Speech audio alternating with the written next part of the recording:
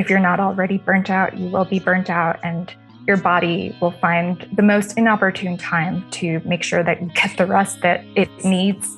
We only have one body, we only have one life. Prioritize that before work. Welcome to Career Relaunch, the podcast dedicated to helping you reinvent your career. My name is Joseph Liu, and I'm here to help you gain the clarity, confidence, and courage to overcome the challenges of changing career paths so you can do more meaningful work and truly enjoy your professional life.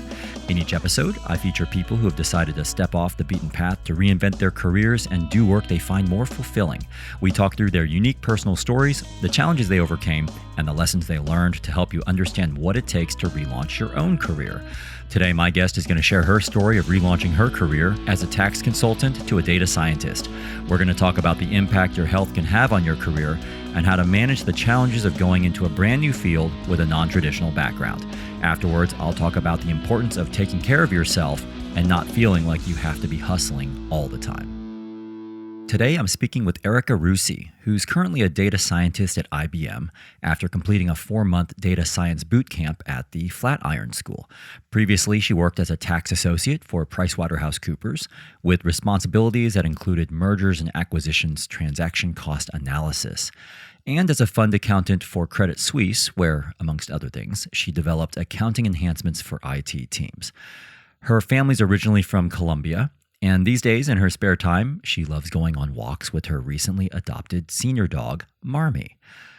Now, I first heard about Erika's career change story in an article in The Muse, where she discussed how she managed to make this big career change from accountancy to data science through a combination of upskilling, coaching, networking, and finding her inner confidence to overcome imposter syndrome.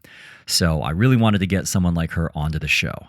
Now, Erika is going to be sharing a rather personal story with you about discovering she has a chronic medical condition, which she was managing while at the same time trying to make a good impression at work and figuring out what she really wanted to do with her career. So if you're someone who's been struggling with any emotional or physical challenges yourself, or you've had to interrupt your career to take care of your health, or if you've just been working nonstop lately and you're feeling kind of drained, you're going to want to listen to Erika's story, which is a good reminder to us all about making sure we're always mindful of our health and well-being, no matter how busy work gets. You can get all the show notes from today's episode at careerrelaunch.net/77. Erika spoke with me from Brooklyn, New York. Good morning, Erika, and welcome to Career Relaunch. It is great to have you on the show. Thanks for having me. I was hoping we could just start off by having you give me a snapshot of what has been occupying you recently, both in your personal and professional life. I'll start off with my professional. So I am a data scientist at IBM. I work with trying to get more data awareness, make more data-driven decisions for an internal team. And I'm also working on natural language processing. So I'm working on a chatbot for internal teams at IBM. What exactly does a data scientist do? That's a great question because not a lot of people have a definitive answer. It's one of those very hyped terms right now, so I think it means something different to different people. But in a general sense, it usually means someone that codes in Python or R, and they do some machine learning.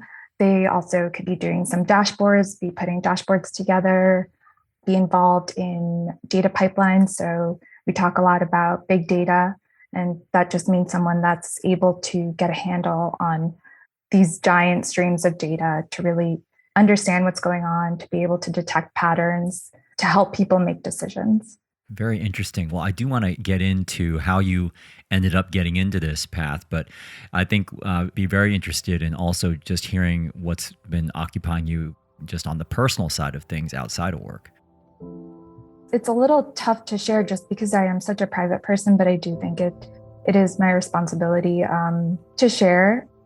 I have an autoimmune disease called fibromyalgia. So it just means I tend to have a lot of widespread pain all around my body. It mostly focuses on my upper body. And You'll also hear maybe people have brain fog. So it makes me a little tired, makes it harder for me to understand things or to just really focus on things. And it's really similar to long COVID. And when I actually most recently spoke to my rheumatologist, he pretty much said that fibromyalgia is long COVID. So it is very similar to what hundreds of thousands of people are currently experiencing with COVID. And it happened in a similar way for me, that I had a virus and my body just overreacted with an immune response. So this past year was really tough for me. The summer was really rough because heat is one of my triggers. So I just had a really awful summer pain-wise and lack of focus. So that's really what I've been dealing with this summer. And I'm happy to share all this, especially because I'm sure so many people are going through it, and it may not be obvious when someone's going through it. So yeah, I just want to share that to really just spread awareness. Thank you very much for sharing that, Erika. And I know that we actually tried to record this earlier, but I know you had a surgery recently. Is that right? Yeah, yep. What did that involve, and was that related to the fibromyalgia? It's hard to tell if it was related. So part of fibromyalgia is also the inability to have restful sleep. So I was having a hard time getting restful sleep as well. I think part of it was related to my nose, for lack of a better word. I did get a septoplasty and a turbinate reduction. So that just means my deviated septum was corrected, and turbinates, which are the filters at the back of the nose, they were reduced. So the idea is that this will help me breathe better and it will help me sleep better. So it's tough with an autoimmune disease because there's so many moving parts. You don't really know if it's a mechanical issue or if it's your body, your predisposition to something. So hopefully this will just help me on a more general level get better rest and reduce the amount of issues associated with fibro. Yeah, hopefully the surgery helps, and I hope that helps you get back on your feet, because I know that in our exchanges over email, I know you have had a tough few months here. So again, I appreciate your willingness to come onto the show, and also just your willingness to share a little bit about your personal story. Before we dive into your full career story, because I do want to get to that, and I do want to talk about how this has affected you in your career. Can you also just give a little glimpse about your family and where you grew up? Because when we spoke before, I understand your parents are Colombian, and they moved to the United States when you were pretty young. Is that right? Yeah. So I was born in Colombia, and we came to the States when I was 6 in 1992. It was a violent time in Colombia, and my dad had lost his job. So we were definitely looking for a place with more opportunity. As cliche as that sounds, it really was the best decision for us. Let's kind of take this one piece at a time here. And I'd like to go back in time a little bit more before you were working as a data scientist of user behavior at IBM. I know you haven't always done that. Way back in the day, you were actually working in tax and tax consulting. Could you just take me back to the time that you were working at PricewaterhouseCoopers, and then we can move forward from there? I was in accounting undergrad, and I did my master's in tax. And then I got a position at PwC in tax consulting. It was a pretty stressful job, as PwC, one of the big 4 accounting firms. You go in and you're hired because you're young and you can work long hours. And that was definitely part of the job. It was also just really stressful. And it ultimately wasn't the industry for me, but I'm still very grateful for the time that I had there. I did learn so much just about project management, very basic soft skills like writing emails and just dealing with teams. That was really invaluable that time I had at PwC. And what triggered you to move on from doing that kind of work? I was so desperate to get out, I think, when I was at PwC. Because I was, at that point, I had been diagnosed with the fibromyalgia. So I was in my mid-20s, and I had gone on medical leave for 2 years. And when I returned to the same role.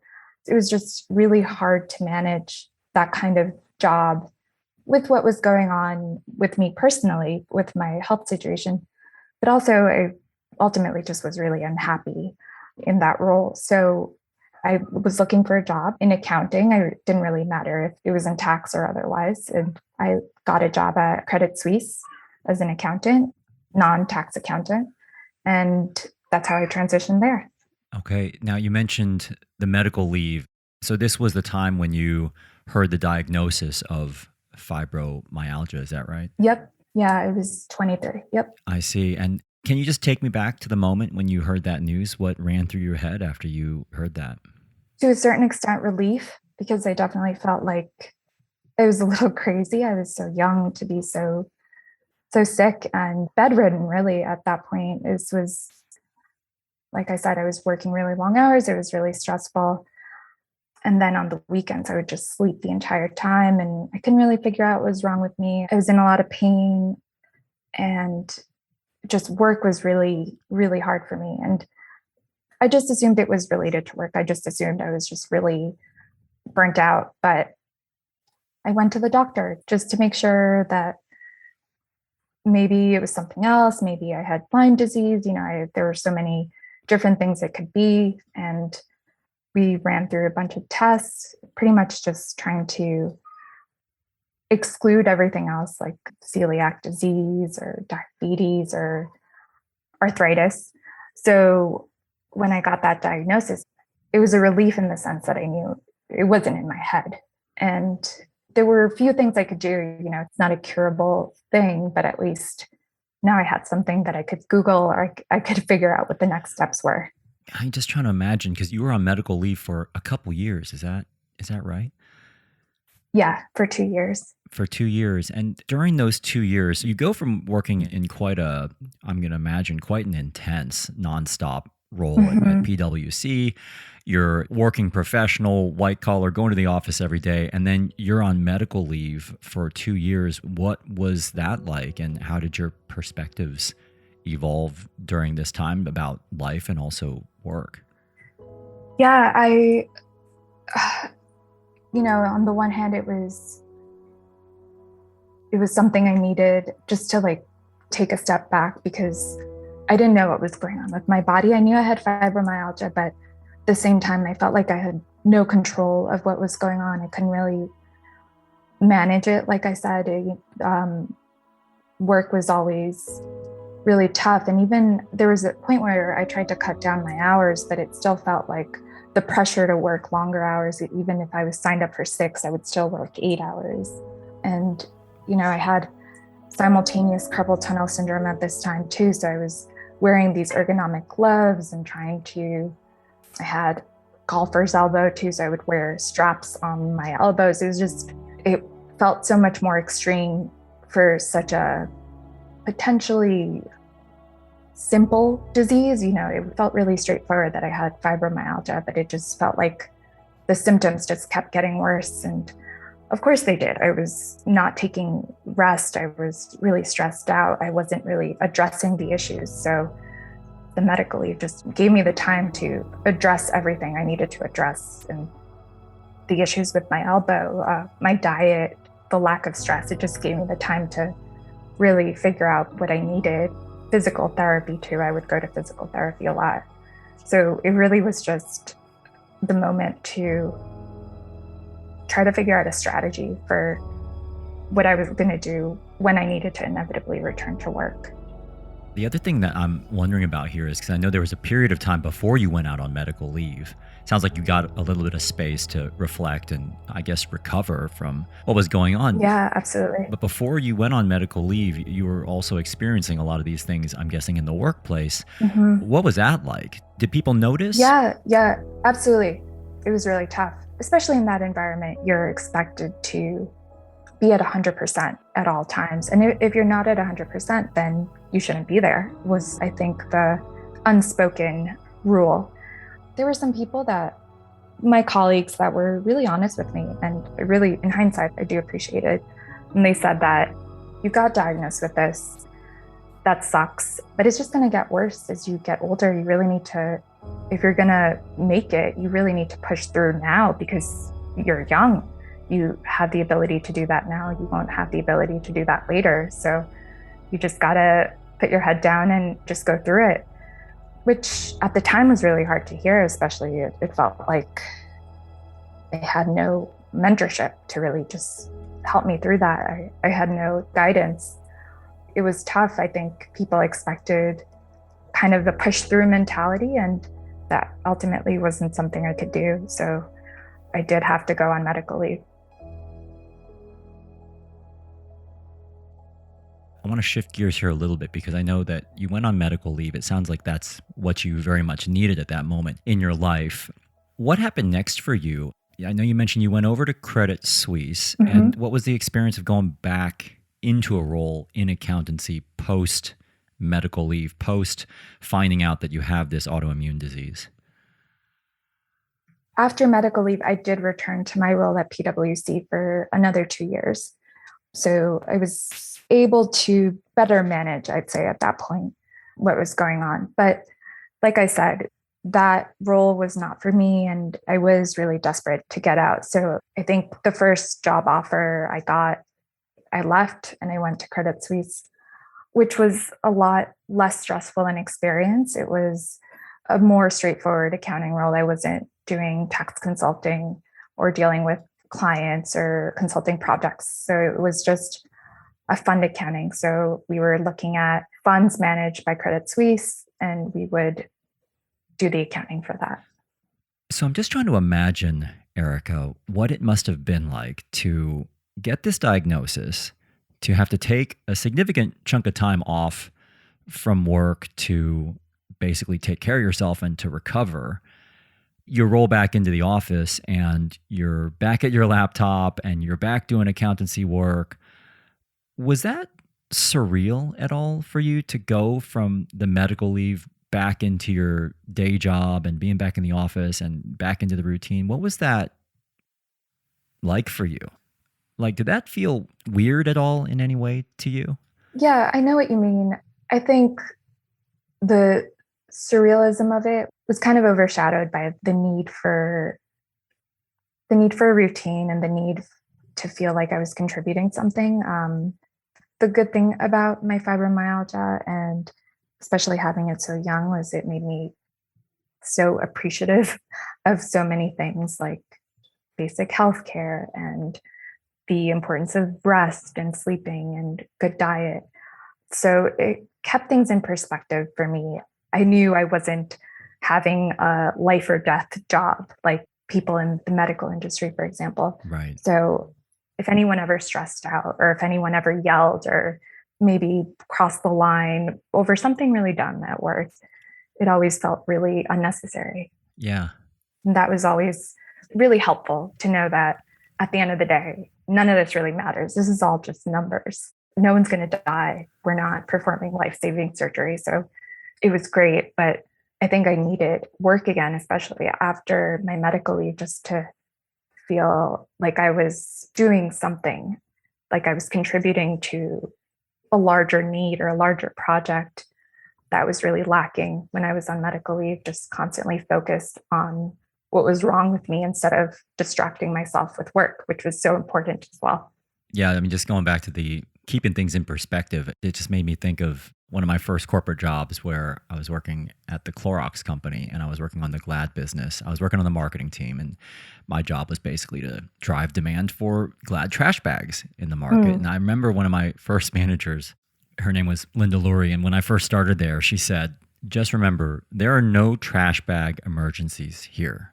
Nothing really bad is going to happen to you or anybody else in the world. So go home at a decent time and don't work yourself to death here. Yes, it's a competitive environment, but there are no trash bag emergencies. And I think that's sort of what you're getting at here. Absolutely. So you've moved on to Credit Suisse now, and it's providing you with some routine. Around 2018, I understand you went through another transition. Can you just describe what happened to you in 2018? Yeah, I laugh about it now because it was, it's funny in hindsight. So this was right after my birthday. I had gone away for the weekend. And something that the team at Credit Suisse did is whenever it was someone's birthday, they would either surprise them with a cake or buy them cupcakes or donuts, and then sometimes have a little happy birthday singing. And I remember going into work that morning and getting a call from my boss to come over to a room in a separate building. And I just, weirdly assumed, oh, it's a birthday thing. It's a little Right. early for a birthday thing, but yeah, it's a birthday thing. And I start walking over and then I'm like, no, it's too early for a birthday thing. But I had talked to him about potentially getting promoted this year. Maybe that's what it's about. So I walk over and then I go in and I see it's my boss and some other woman. And I'm like, no, I'm about to get laid off. And You that's knew exactly when you walked what, in. well, right when I walked in, yeah, I saw how nervous my boss was and I got laid off, and it was very surreal at the moment. I thought they were kidding at first because I had just thought, oh, you're going to celebrate my birthday. So I didn't think that was going to happen, and it happened, and never expected it. That's around September 2018. Yep. What did you do next? You find out this news, Yeah. you go home that day, like what's running through your head, and what did you do next? The emotions came quickly. At first I thought I was the only one getting laid off. So I thought it was more of like a firing situation. Maybe I did something wrong because I had to leave the building right away. But I found out it was a bunch of us getting laid off.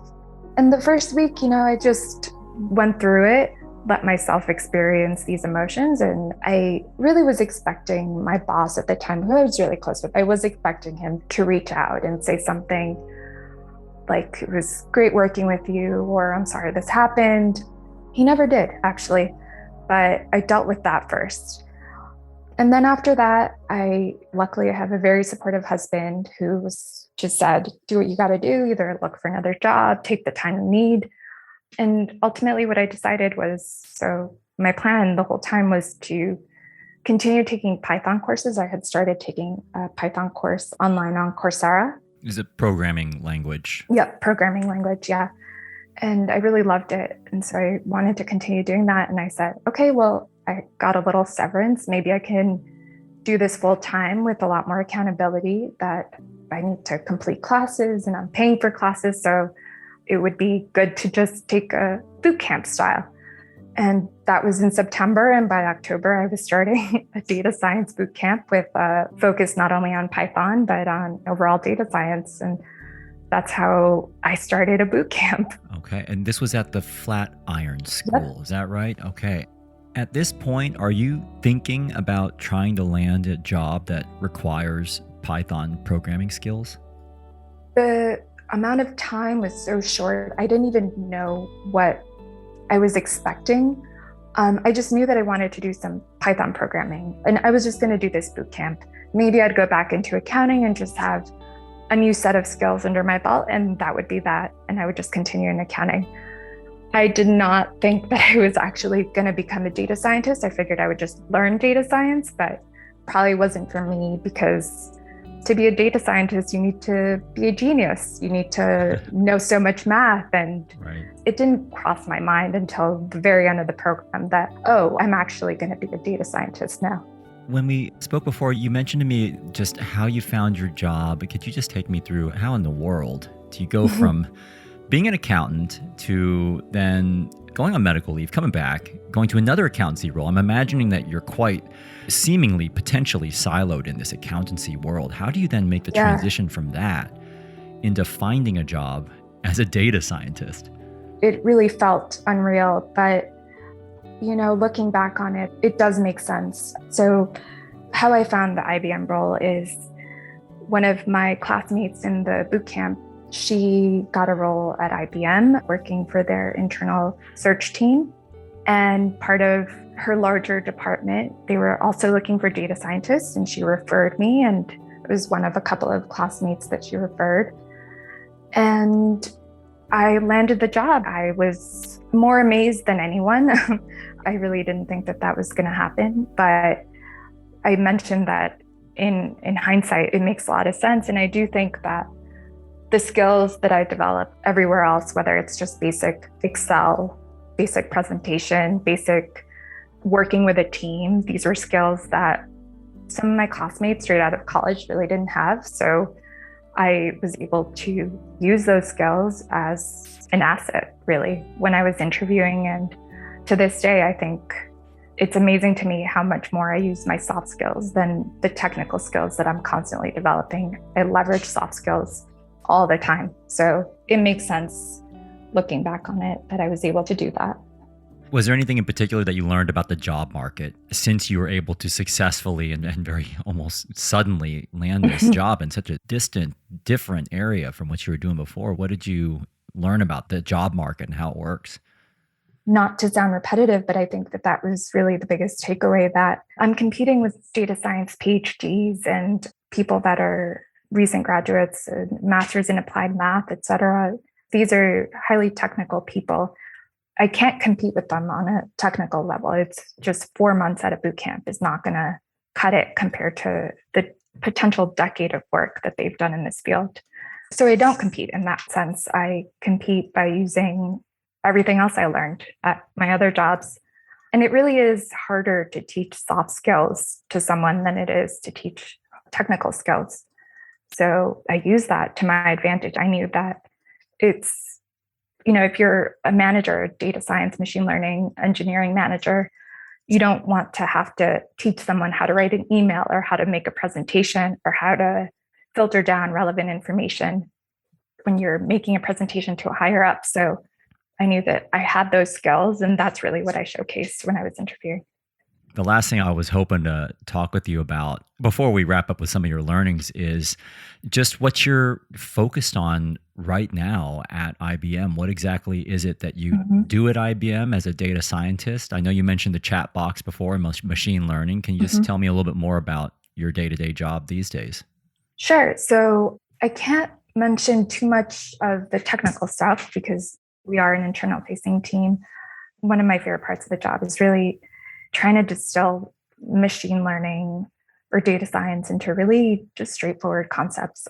It's an industry that tends to be a little gatekeepery and use a lot of really fancy language like machine learning and deep learning. And there's no need for that. I mean, data science and algorithms surround us in so many things that we do. And I think it's so important that people understand how that process works and how it is that a machine does the machine learning, how those patterns get identified. And so just looping people in, whether it's a content writer, a designer, or a higher up that isn't really familiar with the specifics of the technology, it's just really boiling that down for them and just really explaining it in straightforward language so that it's less of a black box. I think it's really satisfying. And I love that part of my job, that I can make it less gatekeepery and make sure that people have a say and understand what's going on, because it really is all around us, everything that we're doing with algorithms and data science. Very interesting. Yeah, that is a world that I know virtually nothing about. So you're absolutely right about the need for there to be people out there who can explain it in plain, simple English to those of us who are not involved in that sector. So that's very interesting. And as someone who really literally just learned it, it is so important for me too, because it felt like it was so unattainable to learn all of these things. And it wasn't. I am here as a data scientist, and I may not be nearly as technically advanced as other people, but I'm still able to code and contribute. So it's important to make sure that other people have a say in the things that we're doing. I think that goes back to one of your earlier points about the fact that you didn't have the traditional background that maybe other data scientists have, but because of that, not in spite of that, but because of that, you're actually very well positioned to explain this to people outside of your function. Whereas somebody who's maybe lived and breathed data science their whole life, they may not be able to extract themselves from it and explain it in a way that's digestible to the average layperson out there. So exactly. Yeah, very well said. Well, the last thing I was hoping to wrap up with, Erika, was just some of the lessons you've learned along the way of your very interesting and winding career journey. I know you mentioned the medical condition that you had to manage and that you continue to have to manage in your career and also your life. I know that there are people out there who are also dealing with either a physical disability or they're having to take a leave of absence, or even these days, quite commonly, emotional challenges that are really taking over their day-to-day life and professional life. What would you say to other people out there who might be struggling with an emotional or physical condition, but have maybe just had to either shove it to the side or to just self-manage it? What would you say to people out there who might be struggling with something challenging in their careers? First, I'd say, I'm so sorry. That's really tough. It really is such a challenge. And I don't want to pretend that everyone has the luxury of taking 2 years of absence. That's definitely not the case for everyone. I was incredibly lucky to do that. But I'd say right now, especially in the context of a pandemic, to prioritize your health in whatever way you can, whether that's if you have the ability to take some time off, to really be able to take a step back and listen to your body, figure out what's going on. I don't think pushing through to continue working under the circumstances that you're going through is healthy. I think if you're not already burnt out, you will be burnt out, and your body will find the most inopportune time to make sure that you get the rest that it needs, regardless of whether you need to have a super important presentation or need to finish up a project. Your body will decide for you. So yeah, to whatever extent you can, please prioritize your health. It's so important. We only have one body. We only have one life. And if nothing else, COVID has taught us that it is so important to prioritize that before work. Health is always before work. Yeah, that is a very good reminder, I think, to all of us, because I think we can all get in this. I guess they actually kind of, like in popular media and in movies, they almost glamorize this hustle culture, and that you got to work hard, you got to achieve all your goals, you have to finish what you started, and yet there's a cost to all of that. And you're right, if you don't pay attention to your body at some point, your body will force you to pay attention. Yep. And so thanks for that advice. When you look back on your career change, is there anything that you wish that you had known about making a major career pivot that you now know? I really wish I would have believed in myself more. I think this has been a humbling career transition for sure. Every day at work, I definitely feel like I don't know anything. It's constant imposter syndrome, but I'm learning. I'm still going through it, and I'm still figuring things out. And I doubted myself so much at the beginning because, like I said, I was comparing myself to people that had years and years of technical experience, and that really wasn't the correct route, I think.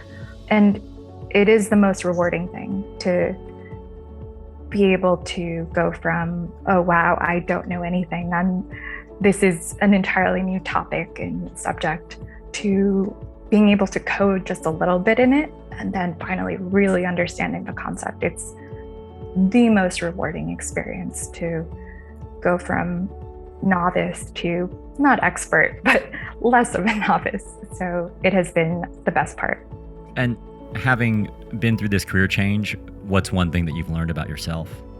That I could be happy at work, obviously biased by my own very specific experiences, but I just always assumed that work was just work and misery was always attached to it.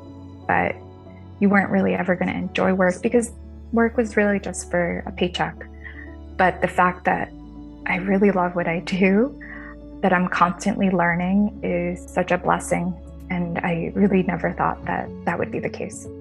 Well, thank you very much, Erika, for taking us through your journey and all the ups and downs. I appreciate you getting into some of those details related to your medical condition. So I just wanted to thank you for telling us more about how you actually can stand out and be effective in a role, even if you feel like you don't have the traditional background of a typical person in that role, and the impact your medical condition has had on your career, and ultimately how you managed to pull off a major career pivot in spite of your condition and all the challenges you faced along the way.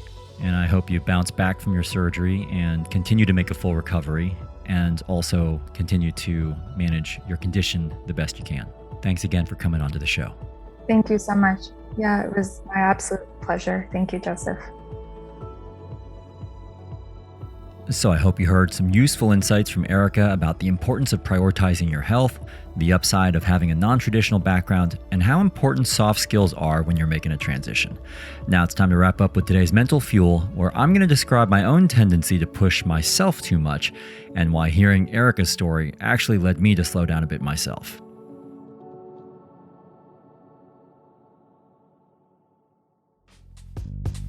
Before we get to today's Mental Fuel, I'd like to thank Audible for supporting this episode of Career Relaunch. Audible is the premier provider of digital audiobooks, offering over 180,000 audiobook titles for listening anytime and anywhere on your favorite device. And for listeners of this show, they're offering a free audiobook download and 30-day trial. Just go to audibletrial.com/career relaunch to download your free audiobook today. This is the part of the show called Mental Fuel, where I finish the show with a brief personal story related to one of the topics we covered today, and wrap up with a simple challenge to help you move forward with your own career goals. And for today's Mental Fuel, since Erika has so transparently shared her personal story of struggling with fibromyalgia, I thought I should pick up on this topic of taking care of yourself and prioritizing your health, especially during those times when you feel you don't have time to do just that. So, as I was listening to Erika's story, I couldn't help but think back to those moments in my own life when I had a couple medical conditions come up that really stopped me in my tracks. Now, if you're a longtime listener, you probably already know that about 25 years ago, I had a collapsed lung that was misdiagnosed for a while, and that ended up resulting in an emergency surgery. And then I had an appendectomy a few years later, and I've had a couple minor surgeries since then too. And during each of these cases, I definitely was reminded of how fragile life can be and how delicate of a balance our bodies are in to keep us functioning each and every day. And what I want to talk about with you today is just how easy it is to ignore the signals our bodies are trying to send us at all times, forget about that fragility of life, and just carry on living and working the way you always have. Now, just to give you a little glimpse into my podcast production process and schedule, I'll typically record an interview with a guest, and then that recording might sit on my computer for a few weeks, sometimes even months. Then I'll eventually pull up that episode when I feel like it's a good time to air the episode, listen to it again to remind myself of the conversation, and then record these additional voiceover segments like the intro and the transition to supplement the interview and complete the full episode. Now, this is actually one of the only times when I'm recording this Mental Fuel segment the same day I recorded the interview with the guest. And I guess the reason why I felt compelled to do this recording today is because when I was listening to Erika talk about the fact we only have one body and we only have one life, it really struck a chord with me at this very moment. So I'm actually at home by myself right now, which is very rare. In fact, I think it's the first time I've slept at home on my own in our own house for the first time in the last 2 years, but maybe more like 4 years since our daughter was born in 2017. My wife and daughter have actually been visiting my wife's parents and extended family who live overseas, and they've been gone for the past week. And they're coming back in about 10 days. And there was a window of opportunity to go because some COVID travel restrictions were lifted, and it's their first trip since 2019. And I unfortunately couldn't go because, well, these few weeks are actually the busiest weeks of the year for me. And I'm also giving a couple talks in Italy next week, which will be my first time traveling since 2019. Typically, in these rare moments when I am on my own these days, I try to use that time to get caught up on work. First of all, just to keep up, but also so that I can make sure I have as much time and space as possible to spend with my family when they are around.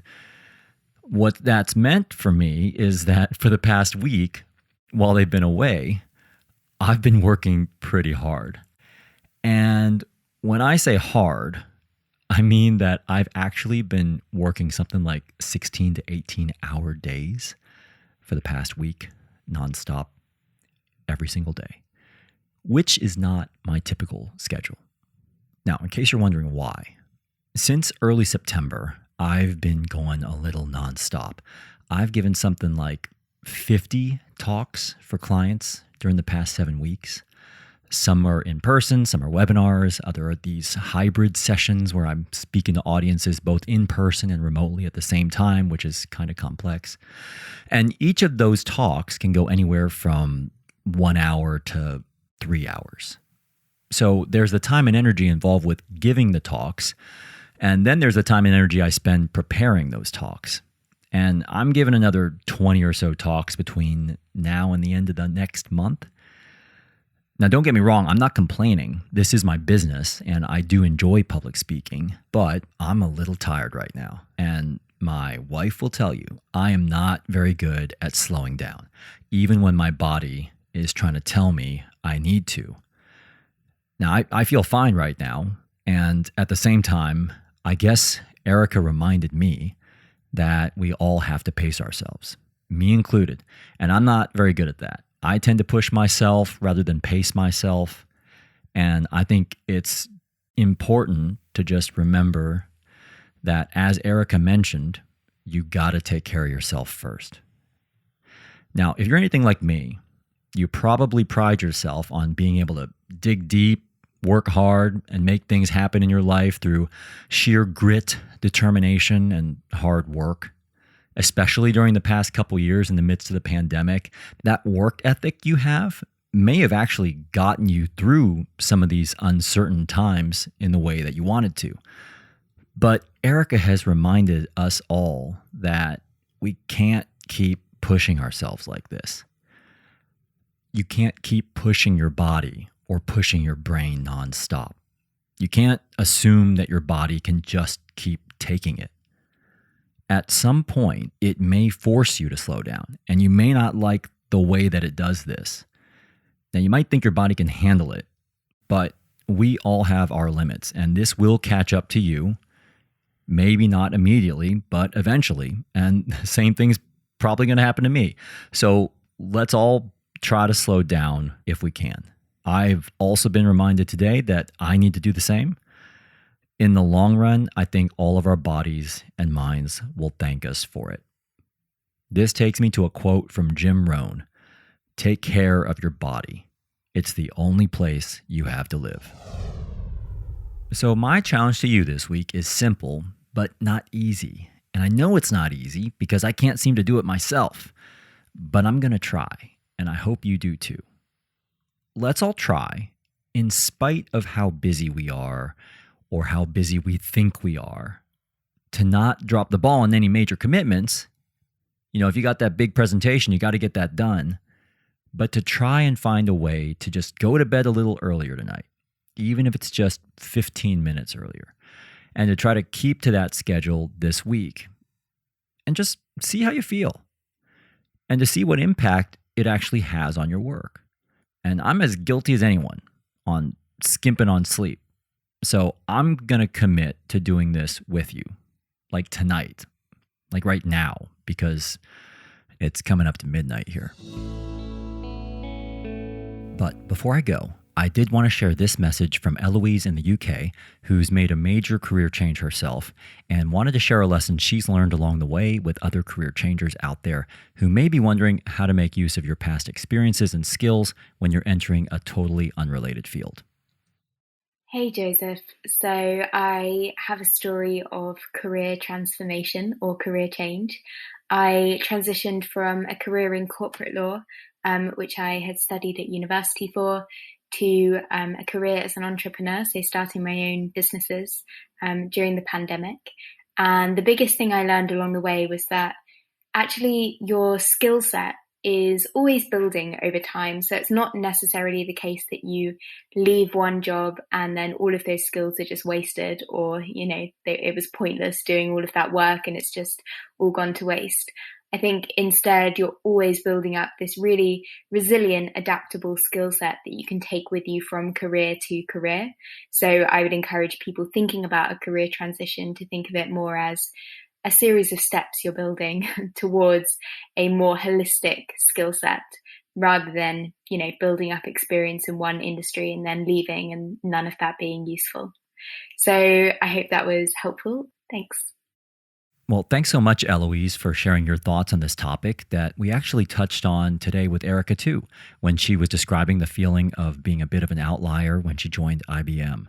And it's a good reminder to us all that even if your past experiences seem completely unrelated to your new role, actually, those past experiences do shape us.